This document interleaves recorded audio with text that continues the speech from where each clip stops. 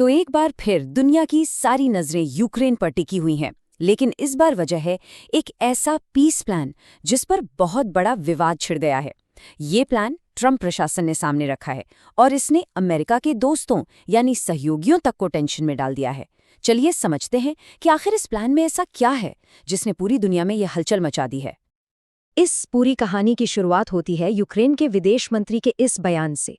वो कह रहे हैं कि भारत का रोल शांति लाने के लिए बहुत जरूरी है, लेकिन सवाल ये उठता है कि यूक्रेन को अचानक से भारत की इतनी याद क्यों आने लगी। तो इसका जवाब छिपा है एक फोन कॉल में। ये कॉल हुई यूक्रेन के विदेश मंत्री आंद्री सिबिहा और भारत के विदेश मंत्री एस जयशंकर के बीच।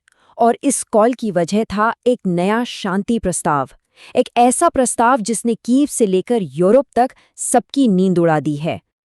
अब देखिए, ऊपर ऊपर से तो ये एक नॉर्मल सी डिप्लोमेटिक बातचीत लगती है। यूक्रेन ने बताया कि शांति के लिए क्या कोशिशें हो रही हैं और भारत ने दोहराया कि हाँ, हम भी चाहते हैं कि ये लड़ाई जल्दी खत्म हो। लेकिन जिस समय और जिन हालात में ये बात हुई है ना, उससे इसके पीछे की अर्जेंसी साफ साफ दिखती है। तो चलिए अब सीधे उस वजह पर आते हैं जिसके कारण ये सारी डिप्लोमेटिक भागदौड़ हो रही है, ये पीस प्लान। आखिर है क्या इसमें ऐसा? देखिए, ये कोई हवाई बात नहीं है। ये अमेरिका की बनाई हुई एक पूरी डिटेल योजना है। इसमें एक दो नहीं बल्कि पूरे 28 पॉइंट्स हैं। और इन 28 पॉइंट्स में से ये 3 शर्तें तो ऐसी हैं जिन पर सबसे ज्यादा बवाल हैं। पहली, वो जमीन रूस को दे दो जिस पर वो कब से नजर गड़ाए बैठा है। दूसरी, अपनी सेना को छोटा कर लो। और तीसरी, ये वादा करो कि कभी भी नेटो में शामिल नहीं होगे।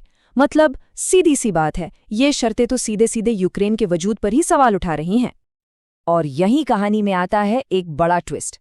अमेरिकी अधिकारियों का कहना है कि ये प्लान बनाने में रूस और यूक्रेन दोनों से इनपुट लिया गया है।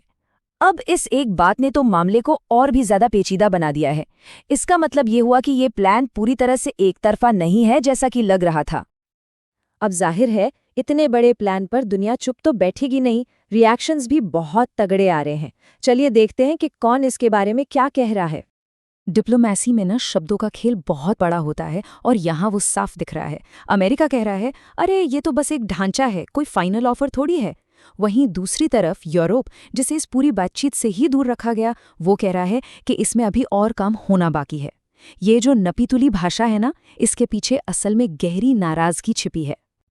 और इन सब के बीच प्रेसिडेंट ट्रंप का स्टैंड एकदम क्लियर है। वो कह रहे हैं, हमें इसे किसी न किसी तरह खत्म करना ही होगा। ये बयान साफ दिखाता है कि अमेरिका इस जंग को निपटाने के लिए कितनी जल्दी में है। लेकिन यूरोप भी सिर्फ हाथ पर हाथ धरे नहीं बैठा है। G20 समिट में वो लोग कीव का पक्ष मजबूत करने के लिए एक काउंटर ऑफर यानी जवाबी प्रस्ताव तैयार करने में लगे हैं। ये अमेरिका को एक सीधी सीधी डिप्लोमेटिक चुनौती है। और इस पूरे खेल में एक और चीज़ है जो टेंशन को कई गुना बढ़ा रही है, और वो है वक्त। सबके सिर पर एक बहुत टाइट डेडलाइन की तलवार लटक रही है। और देखिए, वक्त तो किसी के लिए रुकता नहीं।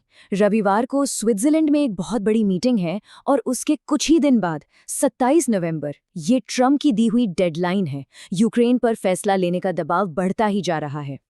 ये बातचीत कितनी सीरियस है, इसका अंदाजा आप इसी बात से लगा सकते हैं कि अमेरिका अपनी एक हाई लेवल टीम जिनेवा भेज रहा है और उसमें स्टीव विटकॉफ जैसे बड़े और अनुभवी डिप्लोमेट भी शामिल हैं।